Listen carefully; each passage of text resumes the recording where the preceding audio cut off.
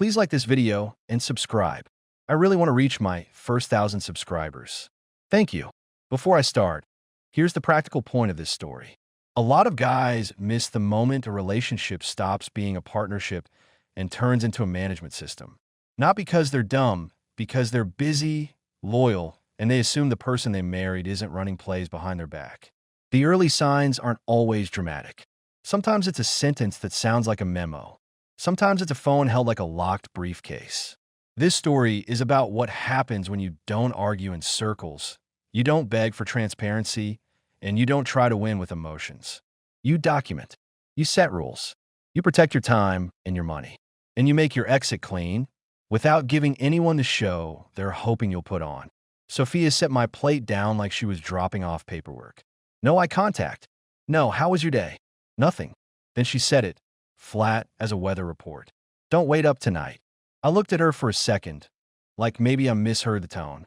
Don't wait up, I repeated. That's not a plan. That's a notification.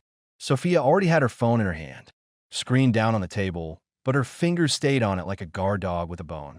It buzzed. She flipped it, read, flipped it back down again.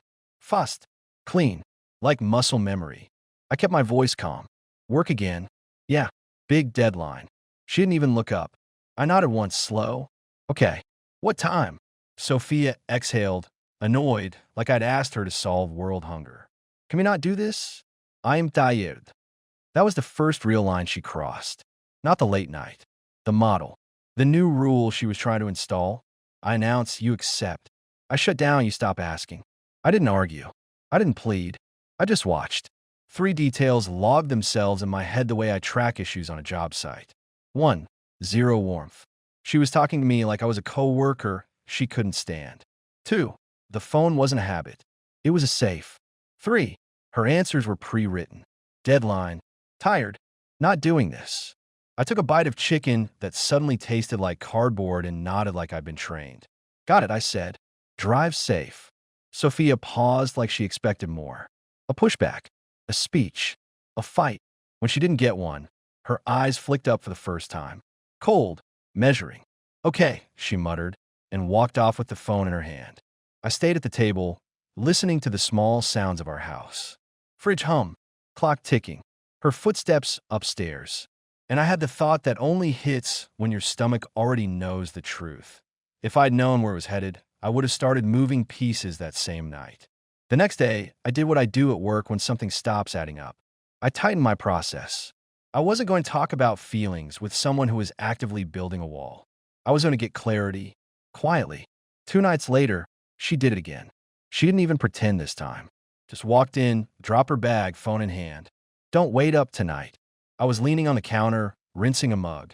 You're really committed to that line. She gave me a look like I was being dramatic. Michael, stop. Stop what? Stop making everything a thing. I set the mug down. You're making a thing. You're disappearing at night and treating basic questions like a crime. Sophia's voice sharpened. I'm working. Then it's easy, I replied. Tell me where. Tell me when. Tell me what the deadline is. Adults do that. She smirked, small and ugly. You're not my manager. I raised an eyebrow. Interesting, because you're issuing orders like one. Her phone buzzed again. She checked it, and her mouth tightened like someone just tugged her leash. Whatever, she said. I'm late. I stepped aside, gave her space. Go. She froze for half a second, like she didn't like how easy that was. Then she left. That weekend, her sister Nora showed up with a random visit. Nora's the kind of woman who fills space without trying. Big smile. Loud laugh. Talks with her hands.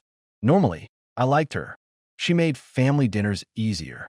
But now it was like Sophia kept her nearby on purpose. Like having Nora in the room was a stamp that said, normal marriage. Nothing TOC here. Sophia suddenly became performative. Babe, do you want some lemonade? She chirped right in front of Nora. I stared at her like she'd just grown a second head. Nora laughed. Look at you two, all domestic. Sophia touched my shoulder, light and staged. We're good. I didn't move. We're present. Sophia's nails pressed into my shoulder, just enough to be a message. Don't. Nora didn't catch it, or pretended she didn't. While Sophia was in the kitchen, Nora leaned toward me on the couch. She's been stressed. Work's brutal right now. I kept my tone neutral. Is it? Nora blinked. What do you mean? I said, she's not stressed around you. She's acting. That's different. Nora's smile faded a notch. Michael. I stood up. I'm not doing the poor Sophia tour. I'm watching patterns. Sophia came back in with a tray, like we were hosting a magazine shoot. Here we go. Lemonade. I took a sip. Wow. Didn't know we owned lemons. Sophia shot me a look. Nora laughed awkwardly.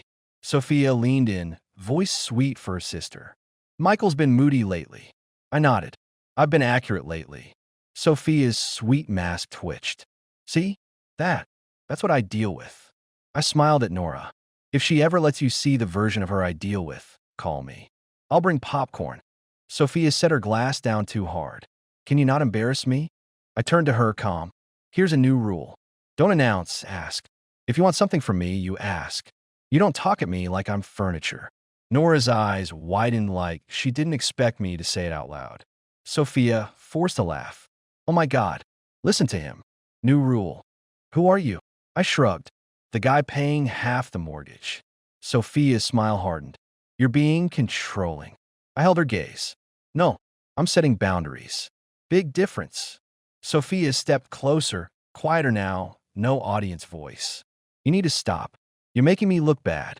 I'm not making you look anything, I replied. You're doing that all by yourself. That night, after Nora left, Sophia tried her first soft reset. She cooked. Like actually cooked. Not microwave. Not takeout. A full plate. She even lit a candle, which felt like a prank.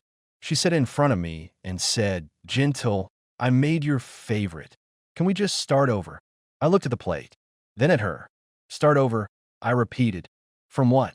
Because you haven't even admitted there's a problem. Sophia's eyes softened just enough to look convincing. I've been stressed. I've been distant. I am sorry. I nodded slowly. Okay, then we do it like adults. Facts. Transparency. No folk. Sophia reached for my hand. Michael. I didn't pull away. I also didn't squeeze back. Rule 2, I said. No vague. If you're going to be out late, I get a real reason and a real timeline. If you can't do that, you don't get access to my time like nothing happened. Her face tightened. Access to your time? I smiled. Yeah, I'm not an app on your phone. You don't open me when you're bored. Sophia withdrew her hand, like warmth was suddenly too expensive. You're being dramatic.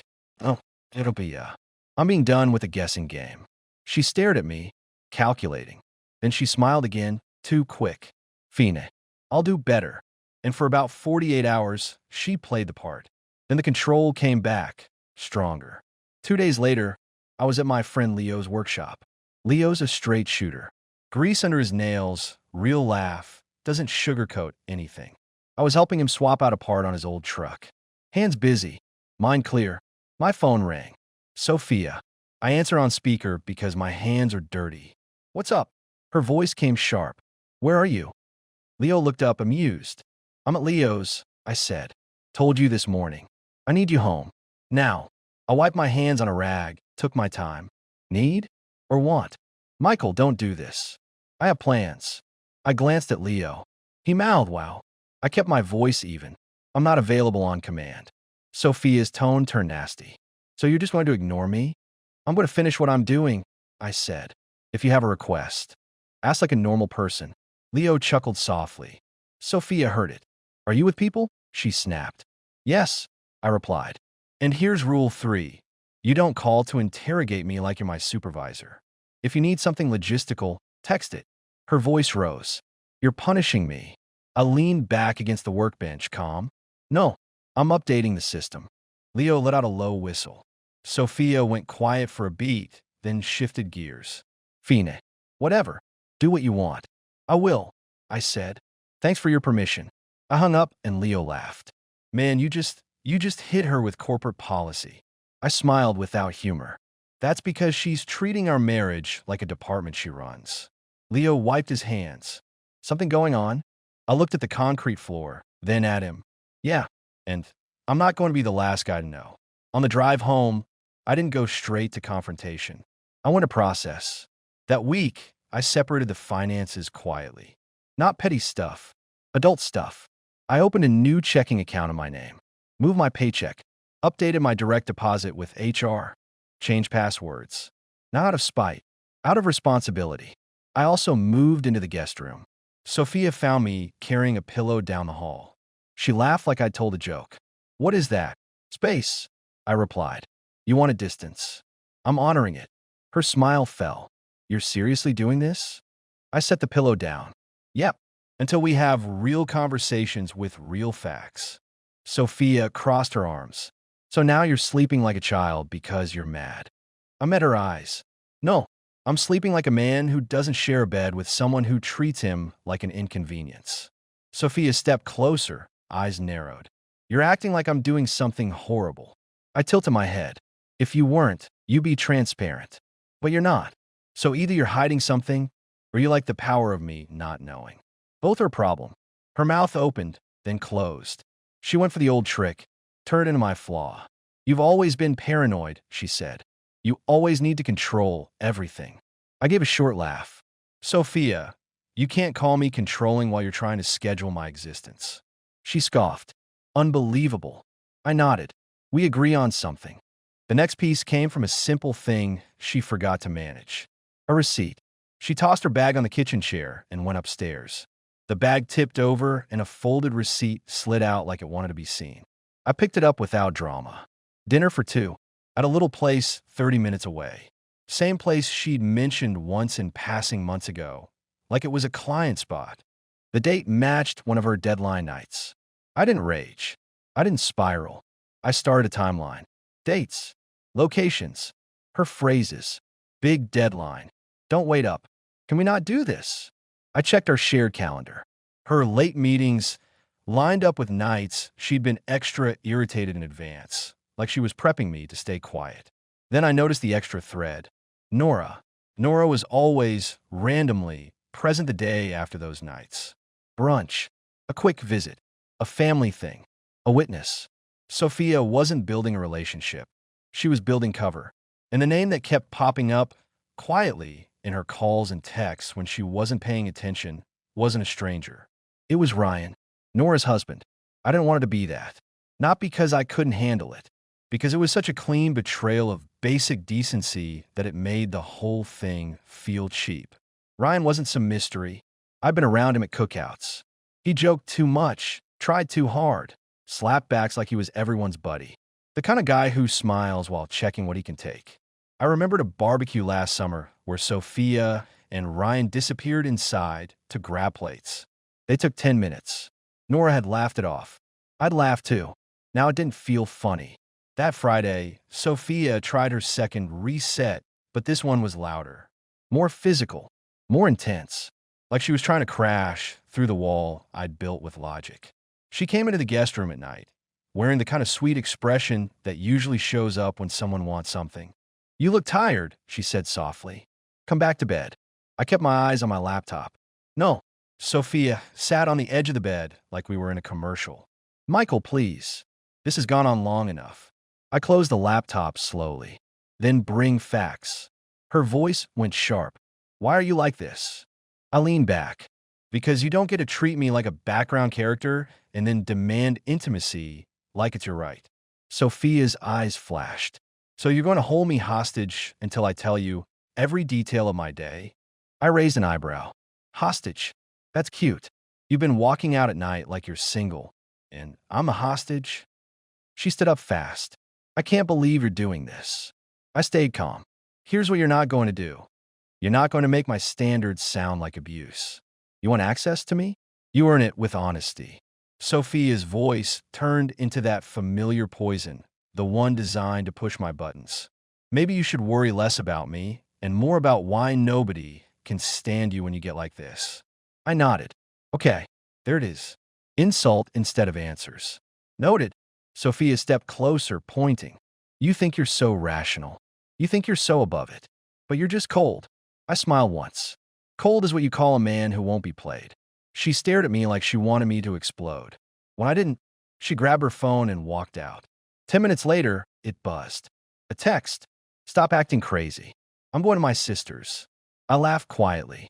"Of course you are." I didn't chase her. I made 2 calls. One to my bank to schedule a meeting first thing Monday. One to a buddy from work, Jared, who'd help me set up secure storage for projects. He didn't ask questions. He just said, "Send me what you've got. Keep it clean." By Sunday, my folder wasn't emotional. It was organized. Then came the night that blew the last piece into place. It was late. The house was quiet. I was in the kitchen, mug of coffee that had gone cold, because sleep doesn't show up when your life is a math problem. There was a knock at the door. I opened it and Nora stood there, not smiling. Her hair was messy, like she'd run her hands through it too many times. Her eyes weren't teary. They were focused, controlled. That scared me more. "Can I come in?" she asked. I stepped aside. "Yeah." Nora walked straight to the kitchen table like she'd been here 1,000 times. She sat, hands flat on the wood. I sat across from her. "What happened?" Nora looked me dead in the face. "Sophia isn't at work." I didn't blink. "Okay. She's with Ryan," Nora said. Right now, my throat tightened for a split second, not with sadness, with confirmation. Like the last screw clicked into place. Nora swallowed. "And before you do anything, we have a choice." I held my gaze on her.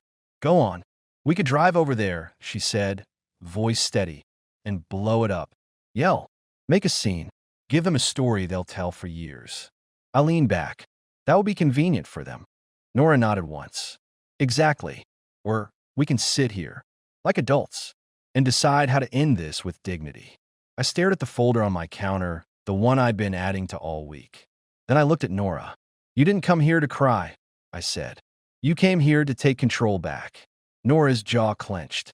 "I'm done being the cute sister in the background while my life gets used as cover." I slid the folder onto the table, not dramatic. "Just real." Nora glanced at it. "You have proof." "I have patterns," I corrected. "Proof is just what keeps people from rewriting history." Nora exhaled a humorless laugh. "She's going to say you're controlling." I shrugged. "She can say I'm an alien. Doesn't change the facts. We talk logistics, not feelings. Who knew what? What we'd say, what we wouldn't say." Nora said, "Ryan's been using the same excuses for months. Same late work. Same helping a friend.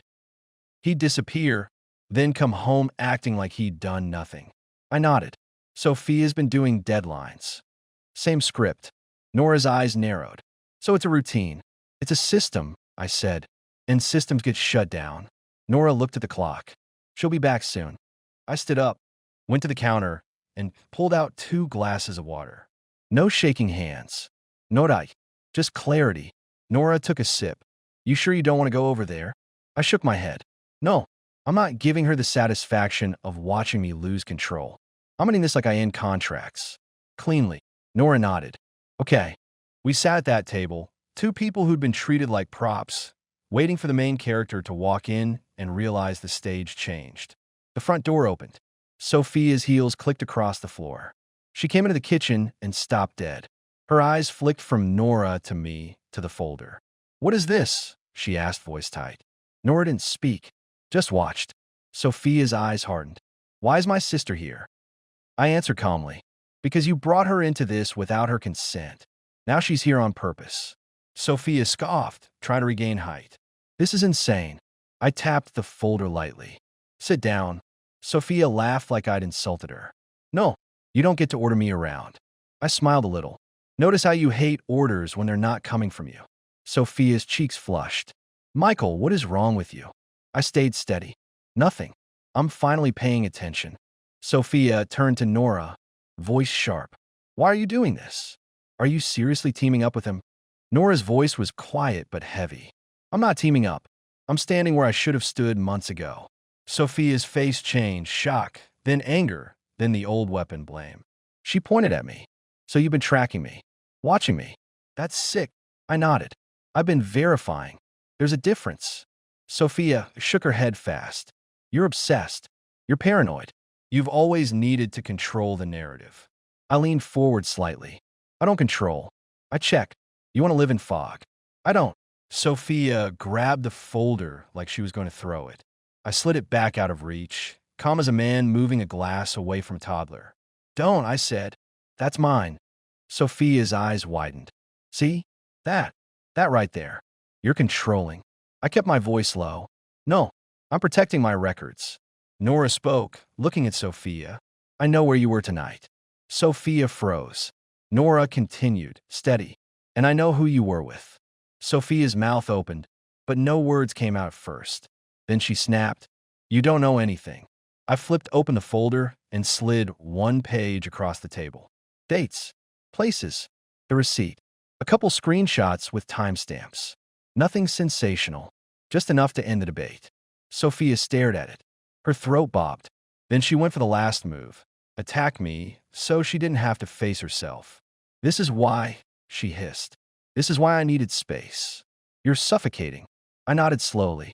If asking basic questions feels like suffocation, that tells me everything. Sophia slammed her palm on the table. You're ruining our marriage over your suspicions. I met her gaze. No, you ruined it when respect left. The paperwork just keeps it honest. Sophia's voice cracked into anger. So what? You're just ending it? Like that? I sat back. Yes. Here's how this goes. Sophia blinked, thrown off by the tone. Like she expected drama and got a board meeting. Tomorrow morning, I continued, I'm meeting the bank. Our finances are separated. My paycheck already moved. You'll have access to what's fair, and you'll handle your own spending from there. Sophia's eyes went wide. You did what? I nodded. Adult step. She turned red. You can't do that. I tilted my head. Watch me.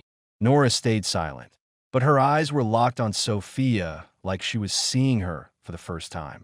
Sophia switched tactics instantly, voice sweeter, pleading. Michael, come on. We can talk. We can fix it. Don't do this. I didn't flinch. No folk. Facts. Sophia swallowed. It's not what you think. I raised an eyebrow. Then explain the pattern. Explain the places. Explain why your sister is standing here looking like she just lost her life. Sophia's eyes flashed to Nora. Nora didn't rescue her. Sophia's voice rose. Ryan and I were just... I cut her off, calm. Stop. Don't insult my intelligence. I'm not asking for a story. I'm ending the arrangement. Sophia stared at me like she didn't recognize me. Like she'd been sure I'd chase her forever. You're being cruel, she said. I nodded once. Cruel is building a second life while demanding I stay quiet so you can keep the house, the comfort, the image. I'm not participating anymore. Sophia's breathing sped up. So what? You're just leaving me with nothing. I smiled without warmth. No, I'm leaving you with consequences. She looked like she wanted to scream, but Nora's presence kept her from going full performance. Sophia tried one last push, voice low, sharp. You think you're winning. I stood up. This isn't a game. It's a boundary. I picked up the folder and tucked it under my arm. You can sleep in the master. I'll stay in the guest room tonight. Tomorrow, we handle logistics. After that, contact is only for necessary details. Sophia's lips trembled. You can't just decide that. I looked at her for a long second, then delivered the line like a closing statement. I'm not controlling you, Sophia. I'm controlling my exposure to you. And I'm done. I walked out of that kitchen with my spine straight. Not because I felt heroic, because I refused to be reduced. A month later, my life looked cleaner than it had in years. I moved into a small rental on the other side of Columbus, nothing fancy, but peaceful. My place stayed quiet. My money stayed where I put it. My sleep came back. Leo and Jared started inviting me out again. Real friends, not couples friends who pretend not to see things. On weekends, I worked out, cooked, fixed up the rental like it was mine. A few months after that, I met Claire at a friend's backyard cookout. Calm woman, direct, no games. The first time she asked me a question, she waited for the answer like it mattered. That alone felt like a luxury. Sophia didn't get the clean image she was trying to protect. People notice when a guy quietly steps out of a marriage and never comes back. They also notice when someone suddenly has to explain why the perfect setup fell apart. Nora moved out too. Different place, different life. She and I didn't become best friends. We became something more useful. Two adults who refused to be used as scenery again. As for Sophia, last I heard, the comfort and the control she fought so hard to keep didn't survive outside the house. Turns out, when the foundation stops holding the building up, the whole thing starts leaning. and leaning structures don't look good in public. Here's what I took from it, and what I'd tell any man sitting across from me with that same tired look. First, respect doesn't usually vanish in one dramatic moment. It erodes through tone, through shutdowns, through don't ask rules disguised as stress. When your partner starts issuing announcements instead of having conversations, that's not a phase. That's a shift in power. I didn't win by yelling louder. I won by refusing the new rules. Second, don't argue in fog. Fog is where people rewrite reality. I didn't chase her. I didn't beg her to reassure me. I gathered facts, tracked patterns, and made decisions that protected my time and money. The mistake would have been endless talks that went nowhere, letting her label my basic standards as control while she kept running her double schedule. Third, set boundaries that cost something. Moving to the guest room wasn't drama. It was a signal. Access isn't automatic. Separating finances wasn't punishment. It was safety. Once my actions matched my standards, her little soft resets lost their power because they weren't backed by truth. If you're in a relationship where you're being managed instead of loved, don't audition for the role of patient husband. Handle it like an adult. Clarity, rules, consequences. And when it's time to leave, leave clean without giving them the performance they're hoping for. That's the end of the story. And since you're here, you must have enjoyed it. Why not subscribe to the channel so you don't miss future videos? Thanks and have a nice day.